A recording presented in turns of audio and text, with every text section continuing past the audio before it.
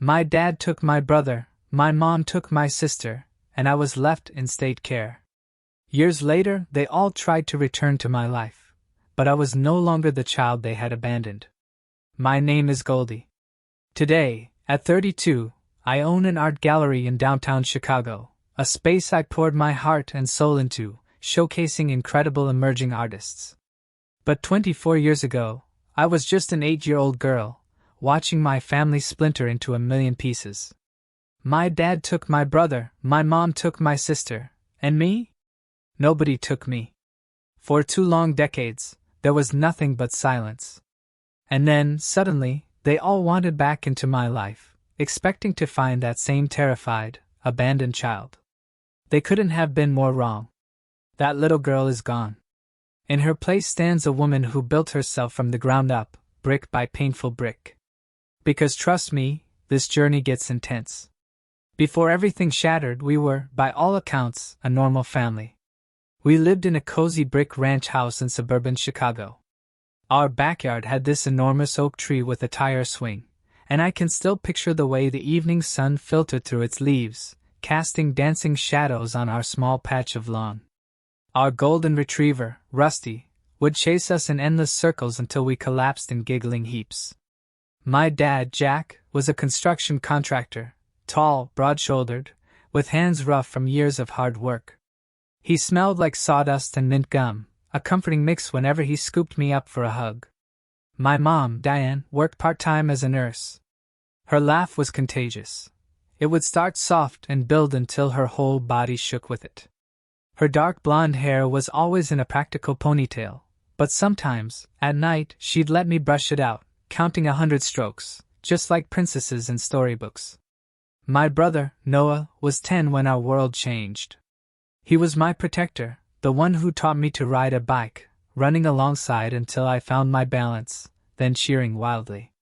He collected baseball cards and would recite stats to me, even though I rarely understood them. What I did understand was the pride in his voice when he explained it all.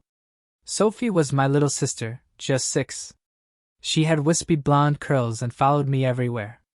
I'd read her bedtime stories, doing all the different voices, until she drifted off, clutching her worn stuffed elephant, Ellie. Our home wasn't fancy, but it was ours.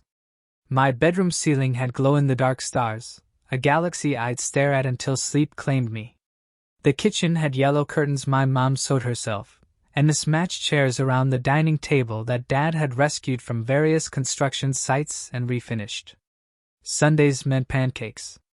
Dad would be at the stove, flipping perfect golden circles, while Mom sliced fruit. Noah would sneak chocolate chips into the batter when Dad wasn't looking, and Sophie would giggle, his tiny co-conspirator. I was in charge of setting the table, carefully placing each fork and knife, feeling so grown up with my responsibilities. Summers were for Lake Michigan. We'd spend entire days building sand castles that Sophie would decorate with seashells and feathers. Mom would read paperbacks under an umbrella while Dad taught Noah and me to swim past the breaking waves. Those nights, exhausted and sun-kissed, we'd get ice cream cones that dripped down our wrists as we watched the sunset paint the sky in watercolor pinks and purples. When I turned 8, Mom threw me a birthday party with a rainbow cake and balloons tied to every chair. My school friends came over, and we played freeze tag in the backyard until dusk. Dad set up a sprinkler for us to run through, and Mom took pictures with her old film camera, carefully documenting every single moment. I remember feeling so special, so loved. I was completely unaware that this would be our last celebration as an intact family. Looking back, there were small signs of trouble, things I was too young to understand. The way Dad's work seemed to fluctuate. Some months brought plenty, others meant quiet, hushed conversations behind closed doors. Mom's increasing frustration with our financial instability, the tight smile she'd wear when bills arrived in the mail. But children don't typically notice these things until they become impossible to ignore. For a long time, our home felt secure, warm, filled with the ordinary magic of family life. Game nights where Dad would dramatically accuse Mom of cheating at Monopoly. Weeknight dinners where we each shared the best part of our day. The way Mom would kiss each of our foreheads before school, leaving the faintest smell of her flowery perfume. These small moments formed the very foundation of my world, one I believed was as solid as the brick walls of our house. I didn't know then that foundations can crack, that homes built on love can still collapse. I couldn't have imagined a future where the five of us would become strangers, or that I would be the one left behind when everyone else moved on. The memories of that time are both precious and incredibly painful, a reminder of everything I lost, and everything I had to rebuild on my own. The first real crack in our family's foundation appeared when Dad lost a major construction contract he'd been banking on. I remember the night he came home hours later than usual, his face gray with defeat. Mom sent us kids to play in the basement, but their voices carried down the stairs as they had the first serious fight I'd ever witnessed. "How could you have banked everything on this one job, Jack?" Mom's voice was sharp, accusatory, in a way I'd never heard before. "It was a sure thing, Diane. How was I supposed to know they'd go with another company at the last minute?" Dad's voice boomed back, defensive and raw. That night, I heard Mom crying in their bedroom, the soft, hiccuping sobs she tried to muffle with a pillow. Dad slept on the couch, and breakfast the next morning was a silent affair, the tension thick enough to cut with a knife. In the weeks that followed, Mom started taking extra nursing shifts. She'd leave before we woke up and sometimes return after we were in bed. Her absence created this hollow space in our daily routines. No one was there to help with homework or listen to stories about our school day. Dad tried to fill both roles, but he was distracted, constantly on the phone trying to secure new contracts, while bills piled up on the kitchen counter. One night, I got up for a glass of water and overheard Dad on the phone in the kitchen. "I don't know how we're going to make the mortgage this month," he whispered harshly. "The savings are gone, and Diane's extra shifts barely cover the utilities." The sheer fear in his voice made my stomach twist into knots. Noah withdrew into himself, spending more time in his room with the door closed. He stopped inviting friends over and quit his baseball team, claiming he just wasn't interested anymore. But I caught him staring at his gloves sometimes, his fingers running over the worn leather with such longing. Sophie started having nightmares, waking up screaming about monsters under her bed. I'd crawl in beside her, stroke her hair until she fell back asleep, whispering reassurances I wasn't sure I believed anymore. Our parents were too wrapped up in their own struggles to notice how we were all reacting to the changing atmosphere of our home. Christmas that year was a shadow of previous celebrations. No tree, no presents, just a small dinner Mom prepared between shifts, during which our parents barely spoke. Noah picked at his food while Sophie repeatedly asked when Santa was coming, questions our parents deflected until she finally stopped asking. In January, my grandparents visited. I overheard them talking to my parents in hushed, concerned tones. They offered help, though I didn't understand exactly what kind. Whatever it was, my parents refused. My father's pride, still intact, despite everything else crumbling around us. "We'll figure this out ourselves," he insisted, while my grandmother's face creased with worry. Dad started drinking more heavily. Not every night, but often enough that the recycling bin filled with empty beer cans faster than before. He'd fall asleep watching television, sometimes not even making it to bed. Mom became emotionally distant, going through the motions of caregiving without the warmth that once characterized her interactions with us. Mornings became my responsibility.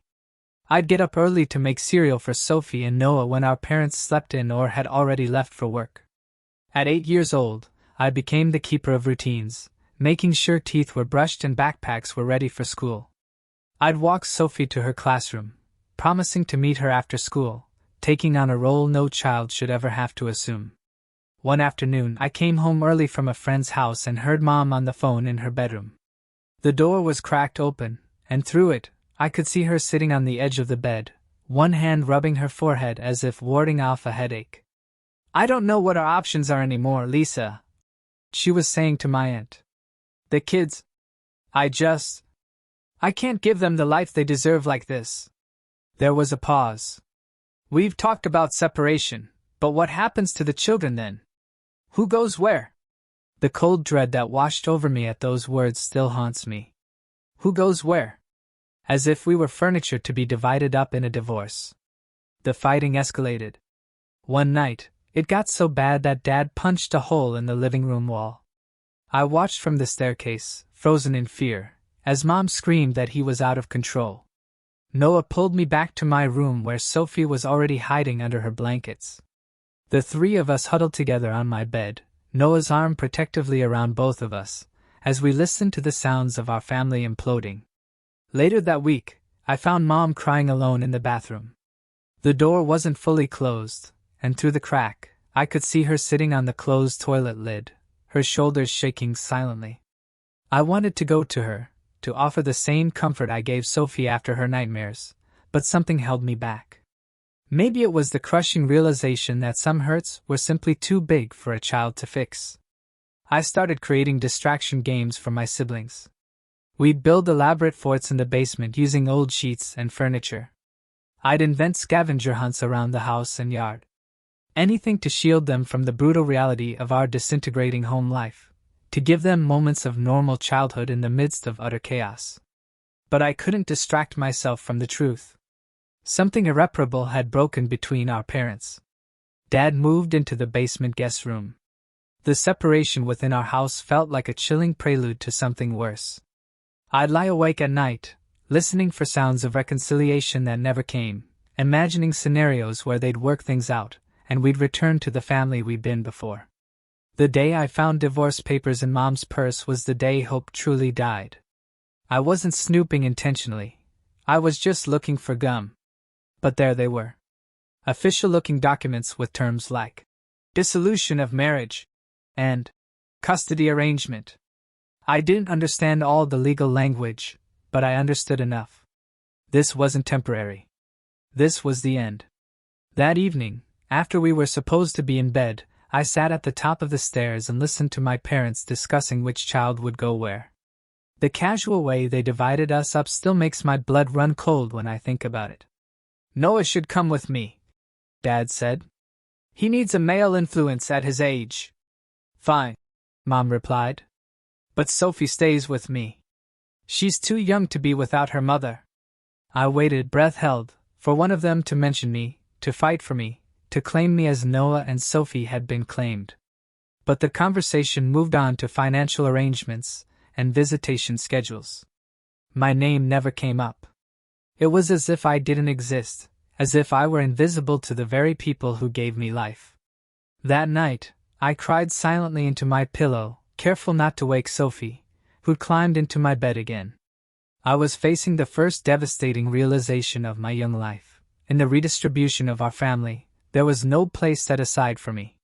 The morning everything changed forever started like any other. I woke up early, as had become my habit, and went downstairs to make breakfast. I found Dad and Noah in the living room, suitcases packed beside them. Dad was kneeling in front of Noah, hands on his shoulders, speaking in a low, serious voice. "We're going on a trip," Dad explained when he noticed me standing in the doorway. "Noah and I need some time away to figure things out." Noah looked confused, his eyes reddened as if he'd been crying. When he hugged me goodbye, he whispered, "I'll call you soon, I promise," his voice wobbling with uncertainty. I clung to him, somehow knowing this wasn't a normal trip, that something more permanent was happening. Dad barely looked at me as they left, just a quick, "Be good for your mom, Goldie," before ushering Noah out to the car, where I noticed several garbage bags filled with what looked like clothes and toys, not luggage for a trip, but belongings for a move. After they drove away, Mom locked herself in her bedroom and wouldn't come out. I heard her sobbing through the door, but my knocks went unanswered. Sophie kept asking where Dad and Noah had gone, and I didn't know what to tell her. We ate cereal for dinner that night, and I read Sophie 3 extra stories at bedtime, trying desperately to maintain some sense of normalcy. Mom remained in her room the next day. I made peanut butter sandwiches for lunch, helped Sophie brush her teeth, and tried calling Dad's cell phone repeatedly. It went straight to voicemail every time. That night, Sophie and I slept together in my bed again, her small body curled against mine for comfort we both desperately needed. On the third day, Mom emerged from her bedroom, looking hollow-eyed and determined. She moved around the house with robotic efficiency, pulling out suitcases and filling them with Sophie's clothes and toys. When I asked what she was doing, she paused only briefly. "Sophie and I need a fresh start," she said, not meeting my eyes. "We're going to stay with Aunt Lisa for a while." "What about me?" I asked, panic rising in my chest. "When are we coming back home?" Mom's expression flickered between guilt and resolve. "You'll stay here for now. We'll come back for you when things settle down. I promise." I didn't believe her. But I was 8 years old and utterly powerless to stop what was happening. Sophie cried when she realized I wasn't coming, reaching for me from Mom's arms as they headed to the car. "Why can't Goldie come?" she wailed, her face red and tear-streaked. "Goldie needs to stay here in case your father comes back," Mom answered, a lie I recognized even then. "We'll be together again soon." Then they were gone. And I was alone. Completely alone at 8 years old. The first day by myself, I pretended it was an adventure. I ate ice cream for breakfast because there was no one to tell me not to. I watched television shows Mom never allowed. I jumped on my parents' bed.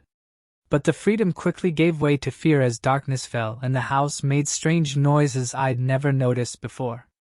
I slept with all the lights on that night, Rusty curled protectively at my feet. The next morning, I realized no one had fed him, so I poured an entire box of cereal into his bowl, not knowing how much he needed, but wanting to make sure he had enough. By the third day alone, the food situation was becoming dire. I'd exhausted the easy options like cereal and peanut butter sandwiches. The milk had gone sour. I didn't know how to cook anything requiring the stove or oven. Rusty and I shared crackers and cheese slices from the refrigerator. I kept calling Dad's phone, and now Mom's too, but neither answered. I left tearful messages asking when they were coming back for me, begging not to be left alone anymore.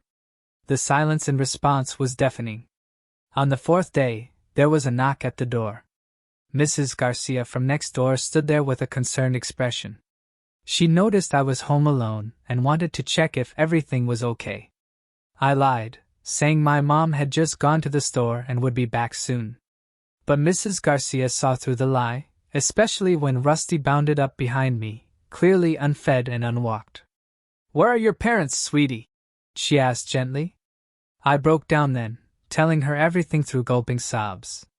How Dad took Noah, Mom took Sophie, and nobody took me. How they promised to come back but hadn't called. How I was running out of food and was scared at night. Mrs. Garcia's face transformed from concern to horror as I spoke. She brought me to her house, fed me a proper meal, and called the authorities. By that evening, a social worker named Ms. Reynolds was sitting across from me in Mrs. Garcia's living room, asking questions I didn't have answers to. "Do you know where your parents went?" "No." "Do you have grandparents or other relatives nearby?" "None close enough." "How long have you been alone?" 4 days. Ms. Reynolds had a soft voice, but couldn't hide the pity in her eyes. That pity would become a familiar expression on the faces of adults in my life for years to come. She explained that I would need to go with her, that I couldn't stay in the empty house, that they would try to contact my parents. She let me pack a small bag of clothes and take my stuffed bear, Howard, that I'd had since I was a baby. Another loss in a week full of them. The family court hearing a week later was cold and sterile, full of adults talking about me as if I weren't there. Neither of my parents appeared, though they'd apparently been notified. The judge, an older man with kind eyes but a stern mouth, declared me a ward of the state. Just like that, in less than 2 weeks, I went from being part of a family to being a case number in the foster care system.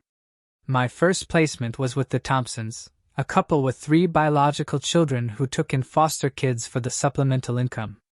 They weren't cruel, but they weren't kind either. I slept on a pull-out couch in their basement family room. My belongings, what few I had, were kept in a black garbage bag since there was no dresser or closet space for me. Their children regarded me with suspicion, never including me in their games or conversations. I wrote letters to Noah and Sophie, pouring my heart onto paper, telling them I missed them and asking when we would see each other again. I addressed them to Aunt Lisa's house, the only place I could think Mom and Sophie might be. They came back weeks later, marked "Return to sender, no forwarding address." Once, I managed to call my dad's cell phone when Mrs. Thompson wasn't paying attention. A woman answered, her voice sharp with annoyance when I asked for my father. "He can't come to the phone," she said. "Who is this?" "It's Goldie, his daughter," I replied, hope surging that I'd finally made contact. There was a pause. Then, "I'll tell him you called," before the line went dead. He never called back. I left messages at Aunt Lisa's house, too, calling when I knew Mrs. Thompson was occupied with her own children. My aunt's responses were vague and uncomfortable. "Your mom is going through a lot right now." Or, "They'll reach out when they're ready." Never a direct connection. Never answers to my questions about when they were coming back for me. Gradually, I learned that both my parents had moved out of state. Dad had taken Noah to Wisconsin, where he'd found work on a large commercial project. Mom and Sophie were in Indiana with Aunt Lisa, supposedly until Mom could get on her feet. Neither had left contact information with the foster care agency. Neither had attended any of the court hearings about my custody. Neither seemed concerned about what had happened to me after they drove away. 6 months into my time with the Thompsons, a birthday card arrived for me from Noah. It had been forwarded multiple times and was weeks late. Inside was a store-bought card with a brief message. "Happy birthday, Goldie. Miss you, Noah." No return address, no phone number, just confirmation that he was alive and remembered me. I slept with that card under my pillow until it fell apart from constant handling. Mrs. Thompson found me crying over the tattered remains of the card one evening. She sat beside me on the pull-out couch, awkwardly patting my back. "Sometimes families just can't stay together," she said, probably trying to be kind, but missing the mark entirely. "But you're safe here, and that's what matters." But I wasn't safe. Not really.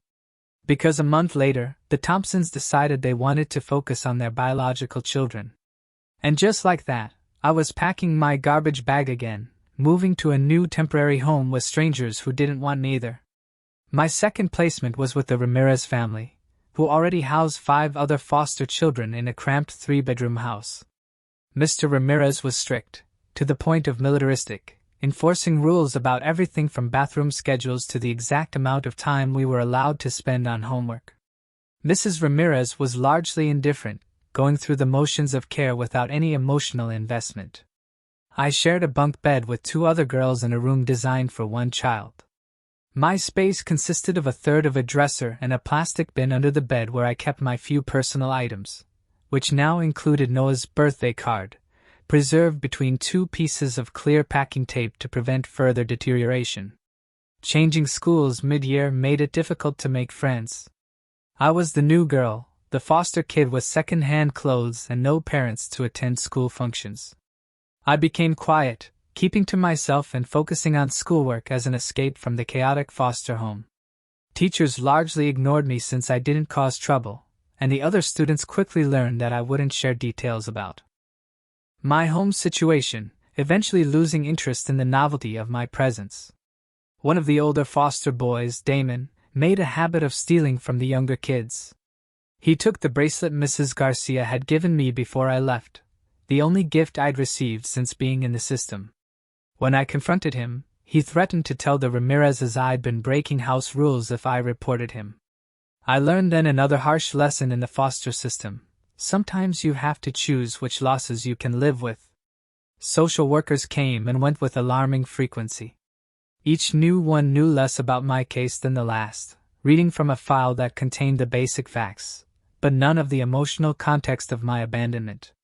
They'd ask standard questions about my physical well-being, whether I was attending school regularly, if I had any concerns about my placement. I learned to say what they wanted to hear, knowing that complaining rarely led to improvements, and often resulted in more disruption. During one visit, a particularly rushed social worker mentioned casually that they'd received an update about my siblings. Noah was playing baseball in a Wisconsin Little League and doing well in school. Sophie had adjusted to her new life in Indiana and was taking dance classes. They were thriving while I was surviving, and the contrast was a bitter pill to swallow. After 8 months with the Ramirezes, I was moved again, this time to the Williams family. On the surface, they seemed perfect. A tidy suburban home. Mrs. Williams, who baked cookies for after-school snacks. Mr. Williams, who coached Little League.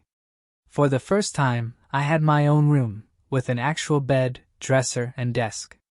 I dared to hope this might be different. But appearances can be deceiving. Mrs. Williams's warm homemaker persona disappeared behind closed doors, replaced by cutting remarks and impossible standards. Nothing I did was ever good enough. My grades, despite being mostly A's, could be higher. My chores were never completed to her satisfaction. My appearance was constantly critiqued, from my hair. "Why can't you make it look neat?" to my posture. "Stand up straight, you're not a hunchback." The verbal abuse was constant, but careful, never crossing lines that would trigger mandatory reporting if I mentioned it to my social worker. "You're so lazy. No wonder your parents didn't want you," she'd say while smiling at Mr. Williams. Or, "If you were my real daughter, I'd be embarrassed to take you anywhere," while driving me to school. I learned to become invisible in that house, to speak only when spoken to anticipate needs before they were expressed. I developed insomnia, lying awake, planning how to avoid criticism the next day. My school performance began to suffer as exhaustion took its toll, giving Mrs. Williams even more ammunition for her verbal attacks. After a year with the Williams family, I was moved to what would become my worst placement, the Jackson house. Mr. Jackson was rarely home, working night shifts at a factory. Mrs. Jackson collected foster kids for the checks, spending the money on herself while keeping us on strict food rations. Meals were monitored, snacks forbidden, and food was regularly withheld as punishment for perceived misbehavior. At 14, hungry and desperate, I ran away. I spent 3 days living in a park, sleeping on benches, and stealing food from grocery stores before police found me and returned me to the foster care system. The Jacksons didn't want me back after my stunt, so I entered yet another temporary home while waiting for a more permanent placement. It was during this transition period that my high school counselor, Miss Rivera, noticed something in me that I'd long stopped seeing in myself: potential. Despite my spotty attendance and inconsistent performance, my standardized test scores were exceptional. Miss Rivera began advocating for me, suggesting advanced placement classes and connecting me with school resources I hadn't known existed. "You're smart, Goldie," she told me during one of our weekly meetings. "Really smart. And that brain of yours is your ticket out of the situation you're in." My new placement was with Miss Harriet, an older single woman who had fostered dozens of teenagers over the years. She was neither overly affectionate nor coldly distant, instead offering clear boundaries and consistent expectations. Her house was modest but comfortable, with bookshelves lining nearly every wall. "I don't expect you to call me Mom," she said on my first night there. "I'm not trying to replace anyone. But while you're here, you'll have stability, respect, and opportunities. What you make of them is up to you." For the first time in years, I experienced genuine stability. Miss Harriet maintained the same routines day after day: dinner at 6 o'clock, homework until 8 o'clock, reading time until 9:30, lights out at 10 o'clock. She checked my assignments, not to criticize, but to offer help if needed. She attended parent-teacher conferences and advocated for me when teachers underestimated my abilities. I discovered solace in art during those years with Miss Harriet. She noticed me doodling constantly and bought me proper sketch pads and pencils. I spent hours in my room drawing, expressing on paper the emotions I couldn't verbalize. Miss Harriet never gushed, but she did hang my better pieces in the hallway, a quiet acknowledgement of my talent. By my junior year of high school, Miss Rivera and Miss Harriet were both encouraging me to consider college, something that had seemed impossible before. They helped me research scholarships for foster youth and guided me through application essays. For the first time, I allowed myself to imagine a future beyond the system that had defined my adolescence. Then, during my senior year, Miss Harriet received a diagnosis of terminal cancer. She told me directly, without drama or excessive emotion. I have 6 months, maybe less, she said over our regular Sunday breakfast. I've updated my will and spoken to your social worker. You'll need a new placement to finish out the school year. I was 17, less than a year away from aging out of the system anyway. The thought of another move, another adjustment, was exhausting. But more than that, I was facing the loss of the only adult who had consistently shown up for me in nearly a decade. Miss Harriet declined quickly. Within 3 months, she was in hospice care, and I was back in a temporary placement, this time with a couple who fostered mainly for religious reasons and tried daily to convert me to their particular brand of faith. I visited Miss Harriet every day after school until she passed, holding her hand and reading aloud from her favorite books. Her funeral was small but dignified, attended mainly by former foster kids whose lives she had touched. We were a motley crew of different ages, backgrounds, and life outcomes, united by our experience in her home. It was the first time since my family's abandonment that I felt genuine grief, a measure of how rare, meaningful connections had become in my life. 2 months later, I turned 18 and aged out of the foster care system. I had a high school diploma, acceptance to community college based on scholarships for former foster youth, and $752 in savings from part-time jobs. I had no family to call, no home to return to, and no safety net if I failed. With my meager savings, I secured a spot in a shared apartment with 3 other girls, all students at different colleges around Chicago. The apartment was small, the neighborhood questionable, but it was the first space that felt truly mine, even if I was only renting one corner of it. I enrolled in community college while working 2 jobs, morning shifts at a local diner and evenings at a retail store in the mall. Between work and classes, I averaged 5 hours of sleep a night. But the exhaustion felt purposeful, different from the bone-deep weariness of my years in foster care. This tiredness came with paychecks, with credits accumulating toward a degree, with forward momentum. During my 2nd semester, I enrolled in an art history class as an elective. The professor, Dr. Mason, noticed my drawings in the margins of my notes, and asked to see more of my work. Reluctantly, I showed him my sketchbook, expecting the kind of vague encouragement adults often offer children to be polite. Instead, he was genuinely impressed. "You have a natural understanding of composition and light," he said, flipping through pages of portraits and landscapes I'd created. "Have you considered pursuing art seriously?" The thought had never crossed my mind. Art had been my escape, my therapy, never a potential career. But Dr. Mason's interest sparked something. He connected me with the college's art department, helped me apply for a specific scholarship for fine arts students, and mentored me through building a proper portfolio. By the end of my 2nd year at community college, I'd secured a full scholarship to complete my bachelor's degree at the state university. For the first time, I allowed myself to feel genuine pride in my accomplishments, to recognize that I'd created opportunities for myself despite starting with nothing.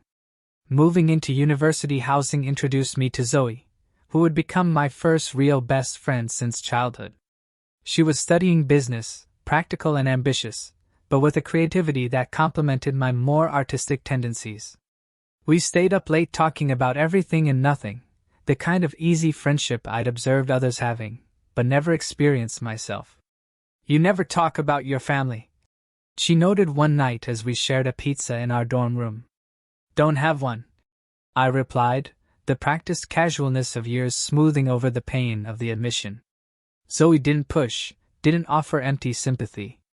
She just nodded and said, "Well, you can share mine for holidays if you want. My mom always cooks enough for an army anyway." That simple offer of inclusion meant more than she could ever know. For the next 3 years, I spent Thanksgivings and Christmases with Zoe's boisterous family, watching their easy affection with each other, learning what healthy family dynamics look like. It was both healing and painful, a glimpse of what I'd missed, but also what was truly possible. During my junior year, I secured a work-study position at the campus gallery, assisting with exhibition installations and administrative tasks. I discovered I had a talent not just for creating art, but for curating it, for understanding how pieces work together to tell a cohesive story. I found myself drawn to the business side as much as the creative aspects, fascinated by the intersection of art and commerce. That same year, I met James in an advanced painting class. He was thoughtful and patient, never pushing for more information than I was ready to give about my past. Our relationship developed slowly, built on mutual respect and shared interests. He was the first person I told the full story of my abandonment. Sitting on his apartment floor at 3 o'clock in the morning, words spilling out after years of careful containment. "I kept waiting for you to have trust issues," he said when I'd finished. I laughed through tears. "What do you think this is? I've known you for 8 months and I'm just now telling you why I never talk about my childhood." He smiled, pushing my hair back from my face. "Fair point. But you're here. You're letting me in. That takes incredible courage after what you've been through." James helped me see that my defensive walls, while necessary for survival, were also preventing me from fully experiencing life. With his encouragement, I began therapy through the University Counseling Center, finally addressing the abandonment trauma I'd carried alone for so long. Graduation came with a bittersweet triumph. I received my diploma with honors, walked across the stage to the cheers of Zoe and James, but felt the absence of family acutely. No parents beaming with pride, no siblings waving enthusiastically from the audience. Even after all those years, there was still a hollow space where those connections should have been. After graduation, I leveraged my gallery experience into an assistant position at a small contemporary art space in Chicago. The pay was barely above minimum wage, but it was in my field, a foot in the door of the art world. I shared an apartment with Zoe, who'd secured an entry-level marketing job, and continued my therapy sessions, determined to build a healthier relationship with my past. My career progressed steadily. Within 2 years, I was promoted to associate curator, responsible for discovering new artists and conceptualizing exhibitions. The gallery director recognized my eye for emerging talent and my ability to communicate with artists effectively, skills that set me apart from my peers.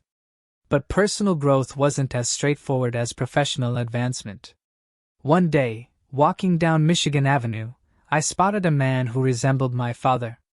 Same build, same gait, same way of tilting his head while waiting to cross the street.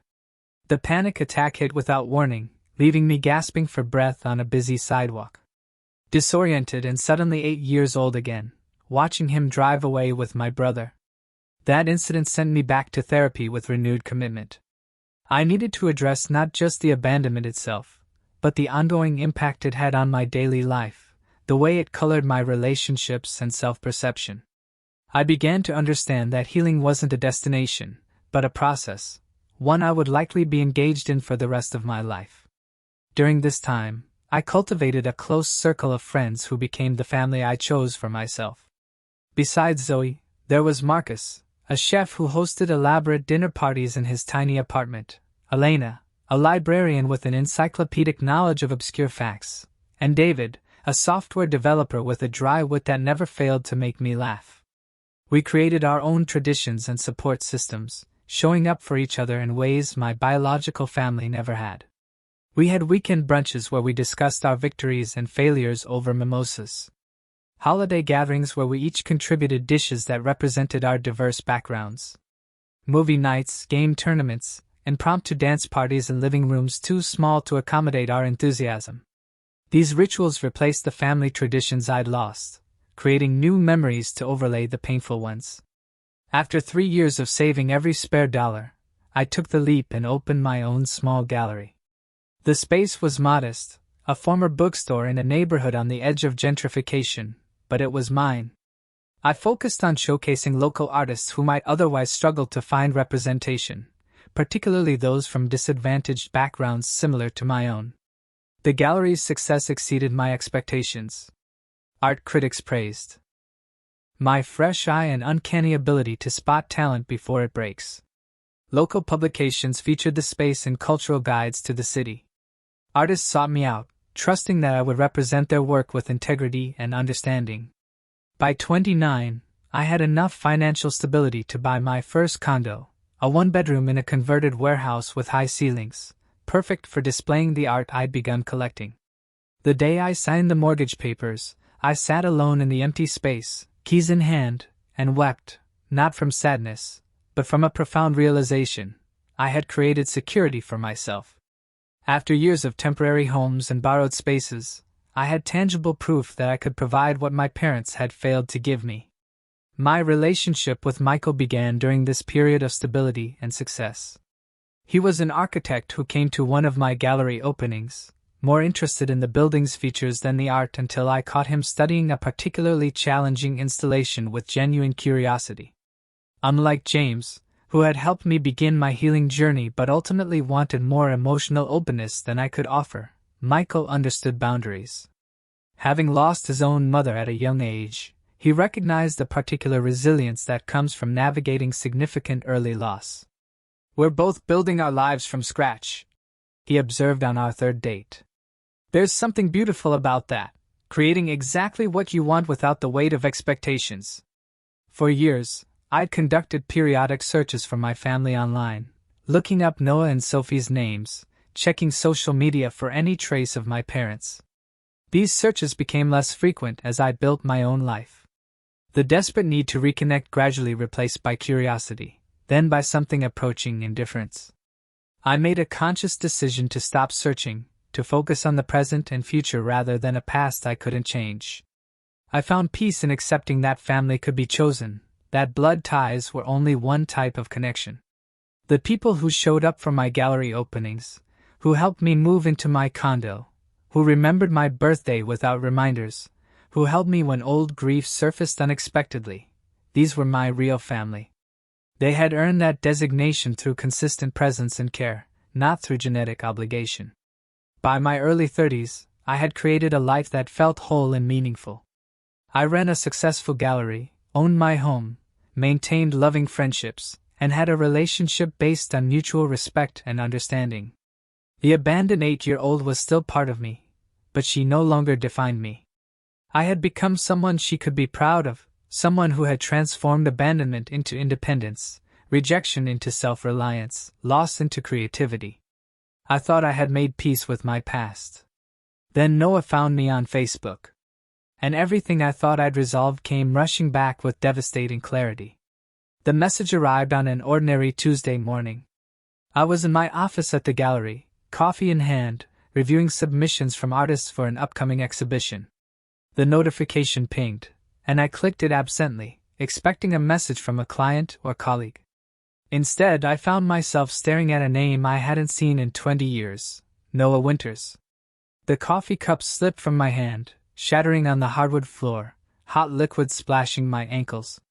I barely noticed. My entire focus narrowed to the small rectangle of text on my screen. "Goldie, it's Noah, your brother. I don't know if you remember me, but I've been looking for you for years. I just found your gallery website. Can we talk, please?" I stared at the message for so long that my assistant came to check on me, concerned by the crash and subsequent silence. She helped clean up the spilled coffee while I sat immobile, unable to process the sudden intrusion of my past into my carefully constructed present. It took 2 days for me to respond. 2 days of discussing the situation with my therapist, with Michael, with Zoe. 2 days of weighing the potential benefits of reconnection against the certain disruption it would cause in my life. My response was brief. "I remember you. We can talk." Noah responded immediately with his phone number. When I called, his voice was deeper than I remembered, but with the same cadence, the same slight hesitation before important words.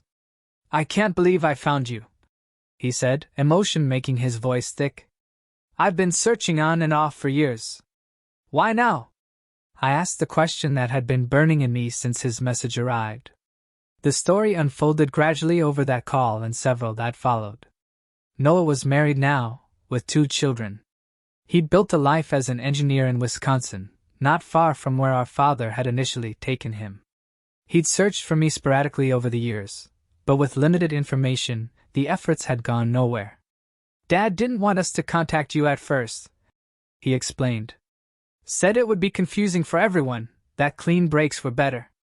By the time I was old enough to make my own decisions, I didn't know where to start looking. It was during a recent family health scare that Noah had renewed his efforts to find me, diving deeper into online searches until he discovered my gallery website with a professional biography that confirmed I was the sister he'd been seeking. "Sophie's been looking for you too," he added, dropping another bombshell. "She never stopped talking about you, even when we were all supposed to pretend the past didn't happen." Piece by piece, I learned what had happened to my family after they drove away and left me behind. Dad's construction business eventually stabilized in Wisconsin, though he never achieved the success he dreamed of. He'd remarried briefly when Noah was in high school, a relationship that ended when his drinking became problematic. He was single now, in his early 60s, with developing health problems, living in a small apartment in Milwaukee. Mom had stayed with Aunt Lisa in Indiana for only a few months before moving to Ohio with Sophie for a fresh start. She'd remarried when Sophie was 10, a stable, kind man who'd been a good stepfather by all accounts. She still worked as a nurse, now in management at a hospital. According to Noah, she expressed regret over how things happened with me, though she'd never made concrete efforts to find me or make amends. Sophie had become a teacher, working with elementary school children. She'd been engaged twice, but never married, breaking off both relationships before reaching the altar. She lived in Columbus, within an hour of our mother, but maintaining what Noah described as healthy boundaries with her. "There's going to be a family reunion," Noah said during our fourth call. "Dad's turning 60, and it seems like the health scare made everyone realize time isn't infinite. They all want you to come. They all want me to come." I repeated the words, feeling foreign in my mouth. "The same people who left me alone in an empty house when I was 8 years old?" Noah's discomfort was palpable, even through the phone. "It was a terrible time for everyone, Goldie. Dad was barely functioning. Mom was having what we now know was a major depressive episode. They made horrible decisions, but they've changed. And you think that excuses abandoning a child?" I asked, anger finally breaking through the shock that had dominated my reactions thus far. "No, of course not," he backpedaled. "Nothing excuses that. But people can regret their worst mistakes, right? They want a chance to apologize, to try to make things right." I laughed, a harsh sound without humor. "Make things right? I spent 10 years in the foster system, Noah. Do you have any idea what that was like?" He didn't, of course. How could he? While I was moving from home to home, belongings in garbage bags, he was living with our father, playing baseball, having a normal adolescence despite the family fracture. I found myself in an uncomfortable position as messenger between parts of my family who hadn't communicated directly in years. Noah spoke with Sophie regularly but had limited contact with our parents. Sophie talked to our mother weekly but rarely engaged with our father. Everyone, it seemed, had complicated relationships with each other, but were united in their sudden desire to reconnect with me. Sophie called a week after Noah's initial contact. Her voice was both familiar and strange, the little girl's high pitch replaced by a woman's tones, but with the same emotional openness I remembered. "I never forgot you," she said, crying within minutes of our conversation beginning. "I had this picture of you from my 6th birthday party. I kept it hidden because it made Mom sad to see it, but I looked at it every night before bed for years." Unlike Noah, who approached our reconnection with careful pragmatism, Sophie swung between tearful nostalgia and enthusiastic plans for making up for lost time. She wanted immediate closeness, suggesting visits and shared holidays, as if 2 decades of separation could be bridged in a single leap. When I asked why she hadn't looked for me sooner, her answer revealed the family mythology that had developed in my absence. "I thought you were with Grandma and Grandpa," she admitted. "That's what Mom told me when I was little. By the time I found out the truth in high school, no one seemed to know where you were." The reasons offered for my abandonment varied depending on who was explaining. Noah cited financial strain and our parents' mental health struggles. Sophie mentioned poor decision-making during crisis. Both acknowledged it was wrong, but framed it as a tragic mistake rather than the deliberate choice it had been. I learned that our parents had told extended family that I was living with an aunt during those years, a fiction that preserved their image as caring parents who had simply been overwhelmed by circumstances. No one had questioned this narrative deeply enough to uncover the truth, that I had been left alone and subsequently entered state care. My friends were divided on how I should respond to these sudden overtures from my long-absent family. Zoe was protective, suspicious of their motives, and concerned about the emotional toll reconnection might take. "They abandoned you once," she pointed out bluntly. "What's to stop them from disappearing again when it gets difficult?" Michael was more measured, suggesting I proceed with caution, but remain open to the possibility of healing on my terms. "You don't owe them forgiveness," he said, "but you might find some peace in hearing them out." My therapist helped me navigate the complex emotions that surfaced with each new contact. The anger I thought I'd processed years ago returned with fresh intensity. The grief over lost years felt raw again. And underneath it all, a small, persistent voice that belonged to the 8-year-old still inside me. Why didn't they want me then? Why do they want me now? I agreed to meet Noah for coffee when he came to Chicago for a work conference. Seeing him in person was surreal, like looking at a funhouse mirror version of our father. His features familiar, yet altered by time and genetics. He had Dad's height and build, but carried himself differently, without the restless energy I remembered in our father. His children called me Aunt Goldie during a video call he initiated at the coffee shop, the title feeling both foreign and painful. These children who shared my blood, but knew nothing about me, who had been told stories about an aunt who existed primarily in their father's childhood memories. "Dad wants to talk to you," Noah said toward the end of our meeting, his discomfort evident in the way he fidgeted with his coffee cup. "He's not well, Goldie. The doctors are talking about 6 months, maybe a year. He wants to make peace before he trailed off, leaving the implication hanging between us. The request for forgiveness from a dying man should perhaps have moved me, but it only intensified my anger. Why was I expected to provide absolution on his timeline? Where had this desire for reconciliation been during the years when I needed a father? A package arrived at my gallery the following week. The return address showed my mother's name in Ohio, sending a jolt through me at the sight of her handwriting, still recognizable after all these years. Inside was a worn teddy bear I'd thought lost forever, my childhood companion, Howard, preserved all this time. There was a note. "I kept him safe for you. I should have kept you safe, too. I'm so sorry, Goldie. Please call when you're ready. Love, Mom." The presumption in that signature, claiming a relationship she had forfeited 2 decades earlier, made me set the note aside. But I kept Howard, placing him on a shelf in my bedroom, a tangible link to the child I had been. The formal invitation to the family reunion arrived next, an awkwardly worded card requesting my presence at a lake house in Michigan, the same place we'd vacationed as an intact family. The location was clearly chosen for its sentimental value. But the memories it evoked for me were complicated, tainted by the knowledge of what came after those seemingly happy times. I stood at a crossroads, pulled between the family I had lost and the life I had built without them. They were asking me to step back into a role I had long outgrown, the youngest daughter, the baby sister, the missing piece in their family portrait. But I wasn't that person anymore. I had become someone else entirely in their absence, forged by experiences they knew nothing about and could never truly understand. The decision I made about whether to attend that reunion would define not just my relationship with my biological family moving forward, but my relationship with myself and the journey that had brought me to this point. After weeks of deliberation and intensive therapy sessions, I made my decision. I would meet with my family, but not on their terms. Not at the lake house with its complicated memories. Not as part of a celebratory reunion, pretending 2 decades of abandonment could be erased with cake and nostalgic reminiscing. Instead, I proposed a dinner at a neutral location, a restaurant near my gallery, where I would feel on solid ground. I wrote detailed letters to each family member beforehand, explaining exactly what had happened to me after they left.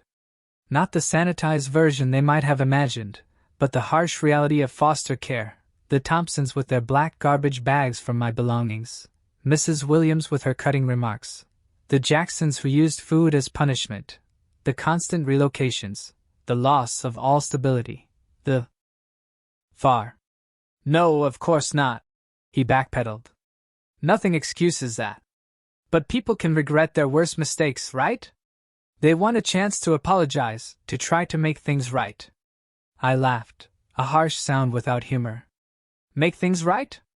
I spent 10 years in the foster system, Noah. Do you have any idea what that was like? He didn't, of course. How could he? While I was moving from home to home, belongings in garbage bags, he was living with our father, playing baseball, having a normal adolescence despite the family fracture. I found myself in an uncomfortable position as messenger between parts of my family who hadn't communicated directly in years. Noah spoke with Sophie regularly but had limited contact with our parents. Sophie talked to our mother weekly but rarely engaged with our father. Everyone, it seemed, had complicated relationships with each other, but were united in their sudden desire to reconnect with me. Sophie called a week after Noah's initial contact. Her voice was both familiar and strange, the little girl's high pitch replaced by a woman's tones, but with the same emotional openness I remembered. I never forgot you, she said, crying within minutes of our conversation beginning. I had this picture of you from my 6th birthday party. I kept it hidden because it made Mom sad to see it, but I looked at it every night before bed for years. Unlike Noah, who approached our reconnection with careful pragmatism, Sophie swung between tearful nostalgia and enthusiastic plans for making up for lost time. She wanted immediate closeness, suggesting visits and shared holidays, as if 2 decades of separation could be bridged in a single leap. When I asked why she hadn't looked for me sooner, her answer revealed the family mythology that had developed in my absence. I thought you were with Grandma and Grandpa, she admitted. That's what Mom told me when I was little. By the time I found out the truth in high school, no one seemed to know where you were. The reasons offered for my abandonment varied depending on who was explaining. Noah cited financial strain and our parents' mental health struggles. Sophie mentioned poor decision-making during crisis. Both acknowledged it was wrong, but framed it as a tragic mistake rather than the deliberate choice it had been. I learned that our parents had told extended family that I was living with an aunt during those years, a fiction that preserved their image as caring parents who had simply been overwhelmed by circumstances. No one had questioned this narrative deeply enough to uncover the truth, that I had been left alone and subsequently entered state care. My friends were divided on how I should respond to these sudden overtures from my long-absent family.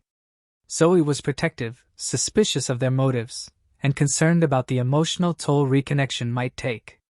They abandoned you once, she pointed out bluntly. What's to stop them from disappearing again when it gets difficult? Michael was more measured, suggesting I proceed with caution, but remain open to the possibility of healing on my terms.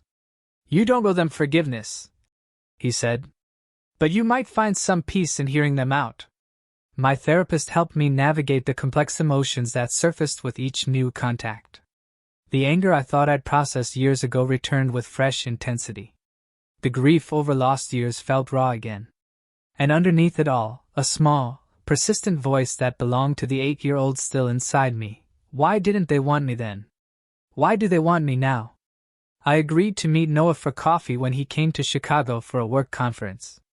Seeing him in person was surreal, like looking at a funhouse mirror version of our father. His features familiar, yet altered by time and genetics. He had Dad's height and build, but carried himself differently, without the restless energy I remembered in our father. His children called me Aunt Goldie during a video call he initiated at the coffee shop, the title feeling both foreign and painful. These children who shared my blood, but knew nothing about me, who had been told stories about an aunt who existed primarily in their father's childhood memories. Dad wants to talk to you, Noah said toward the end of our meeting, his discomfort evident in the way he fidgeted with his coffee cup. He's not well, Goldie. The doctors are talking about 6 months, maybe a year. He wants to make peace before he trailed off, leaving the implication hanging between us. The request for forgiveness from a dying man should perhaps have moved me, but it only intensified my anger. Why was I expected to provide absolution on his timeline? Where had this desire for reconciliation been during the years when I needed a father? A package arrived at my gallery the following week.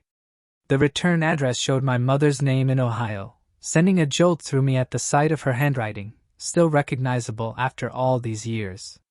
Inside was a worn teddy bear I'd thought lost forever, my childhood companion, Howard, preserved all this time.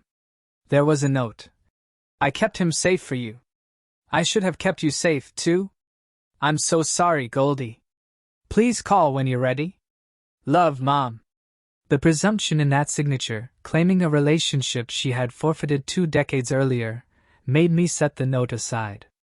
But I kept Howard, placing him on a shelf in my bedroom, a tangible link to the child I had been. The formal invitation to the family reunion arrived next, an awkwardly worded card requesting my presence at a lake house in Michigan, the same place we'd vacationed as an intact family. The location was clearly chosen for its sentimental value. But the memories it evoked for me were complicated, tainted by the knowledge of what came after those seemingly happy times. I stood at a crossroads, pulled between the family I had lost and the life I had built without them. They were asking me to step back into a role I had long outgrown, the youngest daughter, the baby sister, the missing piece in their family portrait. But I wasn't that person anymore. I had become someone else entirely in their absence, forged by experiences they knew nothing about and could never truly understand. The decision I made about whether to attend that reunion would define not just my relationship with my biological family moving forward, but my relationship with myself and the journey that had brought me to this point. After weeks of deliberation and intensive therapy sessions, I made my decision. I would meet with my family, but not on their terms. Not at the lake house with its complicated memories. Not as part of a celebratory reunion, pretending 2 decades of abandonment could be erased with cake and nostalgic reminiscing. Instead, I proposed a dinner at a neutral location, a restaurant near my gallery, where I would feel on solid ground. I wrote detailed letters to each family member beforehand, explaining exactly what had happened to me after they left. Not the sanitized version they might have imagined, but the harsh reality of foster care, the Thompsons with their black garbage bags from my belongings, Mrs. Williams with her cutting remarks, the Jacksons who used food as punishment, the constant relocations, the loss of all stability, that would inevitably highlight the years of traditions I'd missed, the inside jokes I wouldn't understand, the family photographs that didn't include me. The experience prompted a new direction in my artwork. I created a series about abandonment and healing, abstract pieces that explored the journey from fragmentation to wholeness. The exhibition received critical acclaim, with reviewers noting the raw emotional honesty and powerful resilience evident in the work. I didn't explicitly share the personal story behind the art publicly, but those who knew me understood its significance. 6 months after our dinner, my father called. His health had deteriorated further, and his tone was different, less defensive and more reflective. "I failed you," he said simply. "Not just when you were 8, but every day after that when I could have tried to find you and didn't. I can't change it, but I wanted you to know that I know it. I know what I did." It wasn't a dramatic reconciliation. It wasn't even really forgiveness in the traditional sense, but it was an acknowledgement of truth. And that meant something. I've come to understand that forgiveness isn't about excusing what happened or pretending it didn't cause harm. It's about releasing yourself from the burden of anger, not for the benefit of those who hurt you, but for your own peace. I forgave my parents not because they deserved it, but because I deserved to be free from the weight of resentment. Family is a concept I've had to define for myself. It includes the people who share my DNA, with whom I'm building careful, boundary-driven relationships. But it also encompasses the friends who showed up consistently, the mentors who believed in me when I couldn't believe in myself, the partner who understands my complex history without trying to fix or erase it. Family is who loves you, not just who shares your blood. The abandoned 8-year-old girl still lives within me. I honor her courage, her resilience, her determination to survive when it seemed the whole world had turned its back on her. But she is no longer defining me. She is a part of my story, not its entirety. In my gallery office, I have 2 photographs side by side. One is the picture Sophie kept all those years, showing a gap-toothed little girl with hopeful eyes. The other is a recent self-portrait, showing a woman with strength in her gaze and confidence in her stance. Both are me. Both are true. Both deserve to be seen. So, I want to know, have you ever had to rebuild your definition of family after loss or separation? And do you believe forgiveness is possible without forgetting? Tell me what you think in the comments below. I really want to hear from you.